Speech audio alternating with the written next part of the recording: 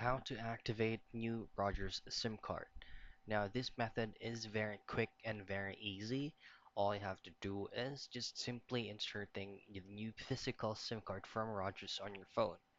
But if you don't know where you can find your or how you can access your SIM card from your current device, you can visit Rogers.com's official site, and from here, just choose on the brand on your mobile device in which you're inserting the Rogers SIM cards to, and then you should be able to be provided with a specific instructions on how you can insert your SIM card properly. So once you have successfully inserted your SIM card from your current phone, you will now then be redirected to a specific field in which you'll have to enter the PIN from the physical box that you bought from the SIM card. So just choose on or just input that specific unique number from the box, and you should be able to fully activate your new Rogers SIM card. So that's it. That's how easy and quick you can activate your new Rogers SIM card.